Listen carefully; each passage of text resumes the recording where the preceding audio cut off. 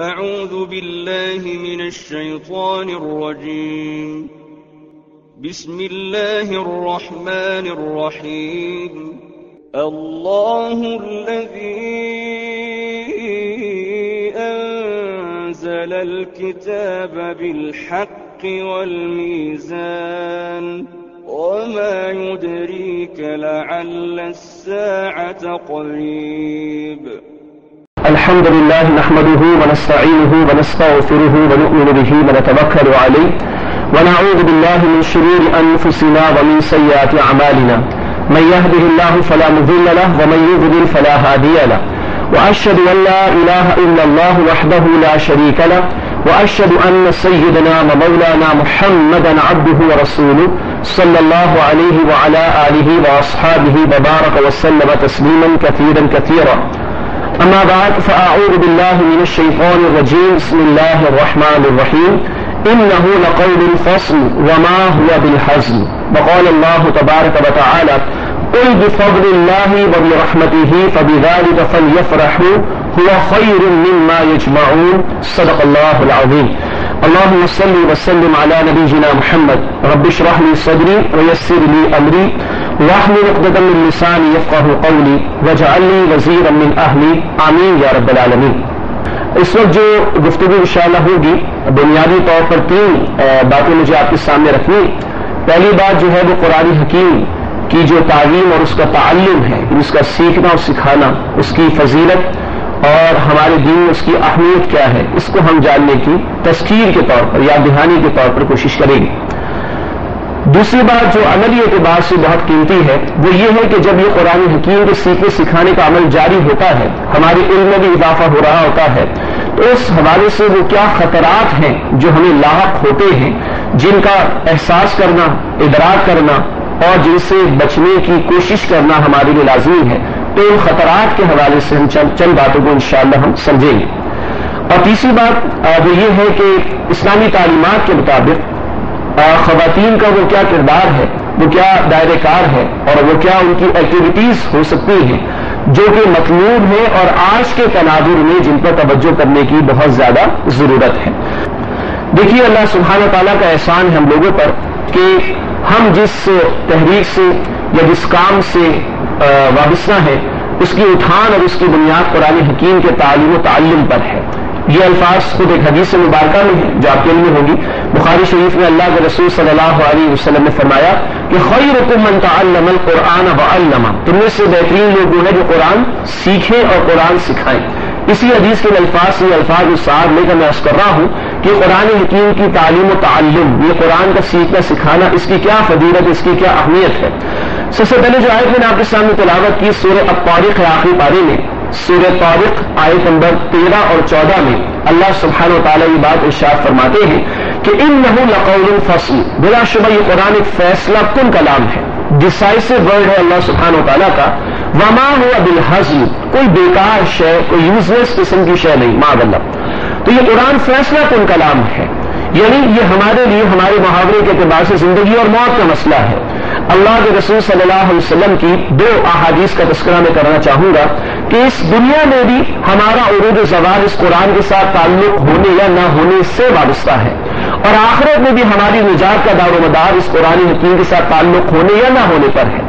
چنانچہ مسلم شریف میں ایک روایت ہے، اللہ کے رسول صلی اللہ علیہ وسلم نے فرمایا کہ ان اللہ یرفع بہذا الکتاب اقواما ویضع بہ آخرین، بلا شبہ اللہ سبحانہ و تعالیٰ اس قرآن کی بدولت قوموں کو عروج عطا فرمائے گا اور اسی قرآن حکیم کو ترک کر دینے کی وجہ سے ذلت اور رسوائی میں مبتلا کر دے گا. یہ مسلم شریف کی روایت. کیسے یہ فیصلہ کن کلام ہے؟ جس سے یہ قرآن کی آیت سورہ طارق کی آیت نمبر 13 ہمارے سامنے آئی، اس کی وجہ اس حدیث میں آ رہی کہ اللہ اسی قرآن کی بدولت قوموں کو عروج عطا فرمائے گا اور اس کو ترک کر دینے کی وجہ سے قوموں کو ذلت اور رسوائی میں مبتلا کر دے گا.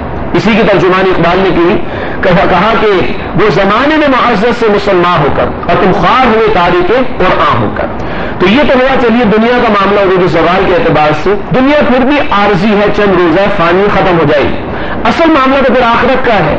وَإِنَّ الدَّارَ الْآخِرَةَ لَهِيَ الْحَيَوَانُ، جیسے کہ قرآن کہتے ہیں کہ وہ آخرت کی زندگی تو ہمیشہ ہمیشہ. اصل مسئلہ تو وہاں کا. وہاں بھی یہ قرآن حکیم فیصلہ کن کلام ہوگا. چنانچہ حدیث آگے مسلم شریف کی اللہ کے رسول صلی اللہ علیہ وسلم نے فرمایا القرآن حجت لک او علیک، یہ قرآن تمہارے حق میں حجت ہوگا یا تمہارے خلاف حجت ہوگا، تمہارے لیے سفارش کرنے والا ہوگا یا تمہارے اگینسٹ شکایت کرنے والا ہوگا. یہ ہے اس کا فیصلہ کن کلام ہونے کا معاملہ کہ دنیا میں اس امت کا عروج و زوال اس قرآن کے ساتھ وابستہ اور آخرت میں ہماری نجات کا دار و مدار بھی اس قرآن حکیم پر ہے. اب سوال یہ ہے کہ کس طرح ہم اس قرآن سے اپنے تعلق کو مضبوط کریں، کس طرح ہم اس قرآن کو اپنے حق میں حجت بنا سکتے ہیں، کیسے اس کو اپنے آپ سے منسلک کریں یا اپنے آپ کو اس قرآن سے منسلک کریں. جیسے کہ قرآن میں خود آیا سورہ آل عمران آیت نمبر 103 میں الفاظ ہیں وَاعْتَصِمُوا بِحَبْلِ اللَّهِ جَمِيعًا وَلَا تَفَرَّقُوا، تم سب مل کر اللہ کی رسی کو مضبوطی سے تھام لو اور تفرقے میں مبتلا نہ ہو جاؤ. وہ اللہ کی رسی کیا ہے؟ وہ خود قرآن حکیم ہے. مسلم شریف کی روایت میں بھی اور ترمذی شریف کی روایت میں بھی اس قرآن کو اللہ سبحانہ و تعالیٰ کی رسی قرار دیا گیا.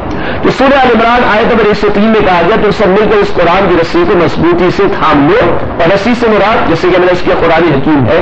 اب سوال یہ کہ اس قرآن حکیم کو کیسے تھاما جائے.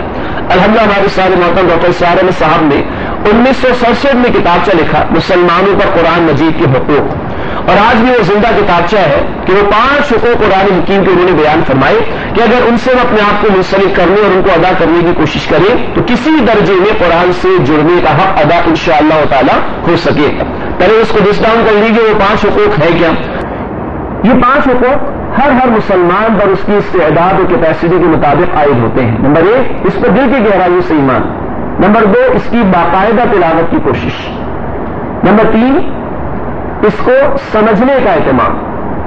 نمبر 4 اس پر عمل کرنے اور اس کے احکامات کے نفاذ کی جد و جہد. اور نمبر 5 اس قرآن کے پیغام کو عام کرنے اور پھیلانے کی کوشش کرنا. اب آئیے ہر ایک پر کچھ باتیں کر لیتے. سب سے پہلے اس قرآن پر ایمان، میں نے اس کے دل کی گہرائیوں سے ایمان، اور خود قرآن کے ماننے والوں سے قرآن پر مزید ایمان لانے کا مطالبہ کرتا ہے. سورہ نساء آیت 136 سورہ نساء آیت 136 میں اللہ نے فرمایا یا ایھا الذین آمنوا آمنوا باللہ ورسولہ والکتاب الذی نزل علی رسولہ، اے ایمان والو ایمان لاؤ اللہ پر اور اس کے رسول صلی اللہ علیہ وسلم پر، والکتاب الذی نزل علی رسولہ، اور اس کتاب پر جو اللہ نے اپنے رسول صلی اللہ علیہ وسلم پر نازل فرمائی. الفاظ کیا ہے کہ سورہ نساء آیت 136 یا ایھا الذین آمنوا آمنوا، اے ایمان والو ایمان لاؤ. یعنی جس کو ہم کہتے ہیں ایمان مجمل میں اقرار باللسان و تصدیق بالقلب والی بات ہے. زبان کے اقرار سے آگے بڑھ کر دل کی گہرائیوں سے ایمان ہو کہ قرآن اللہ کا برحق کلام ہے، ہدایت کا ذریعہ ہے، نجات کا راستہ اسی سے ملے گا، اور یہ سب سے بڑی دولت ہے جو اللہ سبحانہ و تعالیٰ نے بندوں کو عطا فرمائی. سب سے بڑی دولت. اسی زمین میں قرآن نے کہا سورہ یونس آیت 58 میں، سورہ یونس آیت 58 قل بفضل اللہ وبرحمتہ، اے نبی صلی اللہ علیہ وسلم فرما دیجئے یہ قرآن اللہ کے فضل سے ملا، وبرحمتہ اور اس کی رحمت سے ملا، فبذلک فلیفرحوا، اس قرآن کے ملنے پر ان کو خوشیاں منانی چاہیے. اگر آپ اپنے آپ کو خوش نصیب اور سعادت مند فارچونیٹ سمجھنا ہے تو اس قرآن کے ملنے پر آدمی سمجھے. آگے الفاظ ہیں سورہ یونس آیت 58 کے آخر میں ہوا خیر مما یجمعون، دنیا میں لوگ جو کچھ بھی جمع کر رہے ہیں سب سے بڑھ کر جو شے جمع کیے جانے کے قابل ہے، بہترین ہے، وہ اللہ کی کتاب قرآن حکیم. جب دل سے ایمان ہوگا تو اللہ کی نعمت سب سے بڑی نعمت محسوس ہوگی، اس لیے کہ نعمتیں تو بے شمار ہیں. قرآن نے 31 مرتبہ کہا سورۃ الرحمن میں فبأي آلاء ربكما تكذبان، بس وہ اپنے رب کی کن کن نعمتوں کو جھٹلاؤ گے. اور ساتھ ہی قرآن نے 2 مرتبہ کہا سورہ نحل آیت نمبر 18 اور سورہ ابراہیم آیت نمبر 34 میں، سورہ نحل آیت 18 اور سورہ ابراہیم آیت 34 میں قرآن نے کہا وَإِن تَعُدُّوا نِعْمَتَ اللَّهِ لَا تُحْصُوهَا، اگر تم اللہ کی نعمتوں کو شمار کرنا چاہو بھی تو شمار نہیں کر سکتے، بے شمار نعمتیں. لیکن غور فرمائیے کہ سب سے بڑی نعمت ہدایت ہے. قارون کے پاس خزانوں کے خزانے تھے، ہدایت نہیں تھی، برباد کر دیا گیا، زمین میں غرق دھسا دیا گیا اس کو. فرعون کے پاس اقتدار تھا، بہت بڑا اقتدار، اس کے پیرامڈس اہرام مصر آج بھی کھڑے ہوئے ہیں، ہدایت نہیں تھی، برباد کر دیا گیا، اس کی لاش کو اللہ نے نشان عبرت بنا دیا، جیسے کہ سورہ یونس آیت 92 میں اس کا ذکر ہے۔ ابو لہب کے پاس خوبصورتی تھی، سرمایہ تھا، بڑے خاندان سے اس کا تعلق تھا، لیکن ہدایت نہیں تھی، قیامت تک بد دعا ہوتی رہے گی اس کے لیے، تبت یدا ابی لہب وتب، ابو لہب کے ہاتھ ٹوٹ جائے، وہ ہلاک و برباد ہو جائے۔ تو سب سے بڑی نعمت اللہ کی یہ نعمت ہدایت ہے، جس کا آخری ایڈیشن قرآن حکیم ہے۔ اگر ہدایت ہے تو ہر نعمت ہے، اگر ہدایت نہیں تو یہ ساری نعمتیں وبال جان ہو جائیں گی، کل قیامت کے دن جواب دے، اکاؤنٹیبلٹی مشکل ہو جائے گی۔ قرآن نے کہا سورہ تکاثر کے آخر میں ثم لتسألن یومئذ عن النعیم، لازماً تم سے قیامت کے دن نعمتوں کے متعلق سوال کیا جائے گا۔ یہ پہلے حق میں تھوڑی سی بات ہوئی کہ اس قرآن پر دل کی گہرائیوں سے ایمان لایا جائے، پھر معلوم ہوگا کہ رسالت معاذ صلی اللہ علیہ وسلم کی نزدیک سب سے بڑی نعمت یہی تھی، 1/3 رات کم از کم قرآن کا بیان سورہ مزمل میں کم از کم 1/3 رات آپ قیام اللیل میں کھڑے ہوتے ہوئے قرآن سناتے تھے، اللہ سے باتیں کرتے تھے۔ 2/2 رات بھی ہے، آدھی رات بھی ہے، اور کبھی کبھی پوری رات آپ کی قیام اللیل میں بسر ہوتی ہے۔ اس میں کیا کرتے تھے؟ سورہ مزمل آیت نمبر 4 ورتل القرآن ترتیلا، اور اے نبی صلی اللہ علیہ وسلم ترتیل سے ٹھہر کر قرآن کی تلاوت کیجیے۔ پھر اس کی عظمت کا اعتراف اور احساس صحابہ کو تھا، تو ایک ہفتے میں قرآن حکیم کی تلاوت مکمل فرما لیا کرتے تھے۔ تبھی قرآن حکیم کی 7 منزلیں اسی دور سے چلی آ رہی ہیں کہ ایک ہفتے میں عام طور پر صحابہ کرام قرآن حکیم کی تلاوت کی تکمیل فرما لیا کرتے تھے۔ بعض نے زیادہ کرنا چاہا تو اللہ کے رسول نے روک دیا کہ جو 3 دن سے زیادہ میں قرآن کی تکمیل کی کوشش، 3 دن سے کم میں قرآن کی تکمیل کی کوشش کرتا ہے، وہ قرآن کا حق ادا نہیں کرتا۔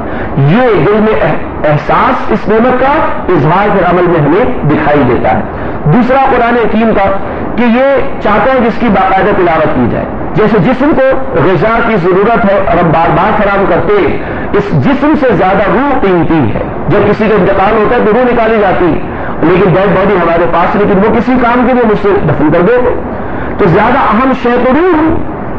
اور آج کے جو پروفیٹن دور ہے، مادہ پرستی دجالیت کا دور ہے، اس میں وہ روح پر توجہ اور اس روح کے تقاضے سے انسان دور ہو چکا ہے۔ انسان کو میرا حیوان بنا دیا گیا، وہ مغربی بے خدا تہذیب وہ انسان کو حیوان کی سطح پر لے آئی، لیکن نہیں، اللہ تعالیٰ نے انسان میں شرف انسانیت عطا کیا، اور اس میں اپنی روح میں سے کچھ پھونک کر اگر فرشتوں کو سجدہ کرایا تو وہ روح تو تھی جس کی بنیاد پر اس کو مسجود ملائک بنایا گیا، یعنی فرشتوں کو اس کے سامنے جھکایا گیا۔ اس روح کی غذا یہ قرآن حکیم ہے۔